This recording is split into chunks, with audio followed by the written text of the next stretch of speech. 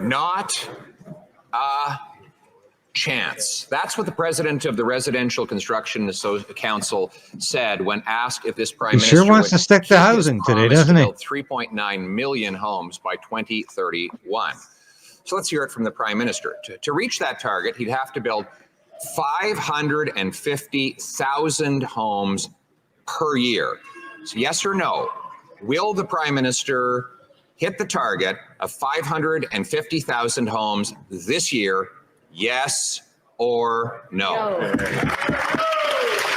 The Right Honourable Prime Minister. Speaker, Canada is facing a housing crisis, and we need to take real action towards it, which is what we've done with the most ambitious and achievable plan that this country's ever seen. But, Mr. Speaker, that's not to say we haven't had housing crises before, and it's not to say we haven't solved housing crises before. At the end of World War II, there was a need for massive new housing, and Canada stepped up and got that housing built. Indeed, when the boomers came of age, there was a need for massive housing. And the private sector fulfilled that need after the Second World War. Across the country for boomers. We are doing that now as we build housing. The Honourable Leader of Not a blowhard and idiot. That was a wonderful history lesson, except it didn't answer the question. He promised he'd lower housing costs in 2015. He doubled them. He promised he'd double home building.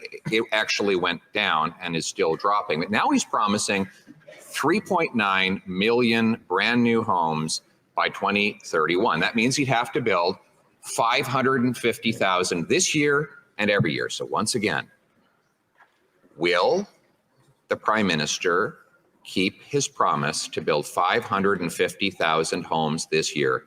Yes or no? We know he can't do that. He's nowhere close. Mr. Speaker, the leader opposite speaks of 2015. Well, we took office with a commitment to get this government back, the federal government back in the business of building housing. We launched a national housing strategy in 2017 that put 2.5 million Canadians into new or refurbished homes, and we've continued to invest ever since. We're building homes on public lands. We're converting underused federal offices into homes. We're taxing vacant lands to incentivize construction. We're building apartments, bringing rents down with top-ups to the apartment construction loan program. We're scaling up modular housing. We're launching Canada Builds to lead a Team Canada effort to build more homes and more, Mr. Speaker.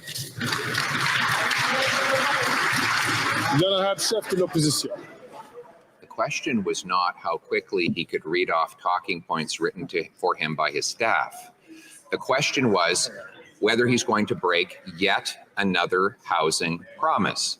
Remember, he promised he'd lower housing costs. He doubled them. He promised he'd double the number of homes built. They went down. Thank you, Maureen, for that advice. I will do that. I do take advice from people. That means 550,000 I don't know everything. New homes this and every year. Will he keep that promise? Yes or no?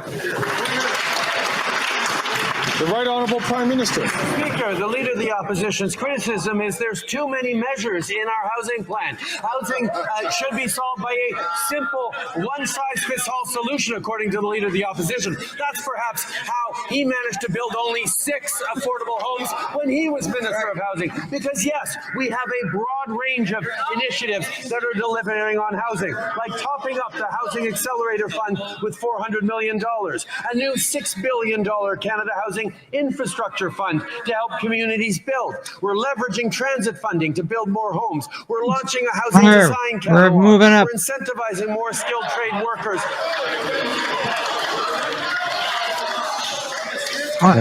What a load of rubbish. The Honourable Leader of the Opposition.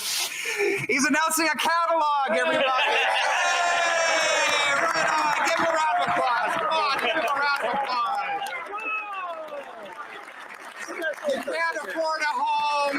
You might end up in a tent. Your rent is doubled, but hey, you've got a brand new catalog. Mr. Speaker, the question was, will he build 550,000 new homes? Yes or no? The Right Honourable Prime Minister. That's a pretty good He exchange. mentioned the history lesson. Well, if he was housing minister, he should have known that the way we solved the housing crisis after World War II was by putting forward a catalog of homes that builders could access to build extremely rapidly right across the country. So yes, that's one of the measures we're bringing back. And his mockery of concrete initiatives that are going to deliver for Canadians.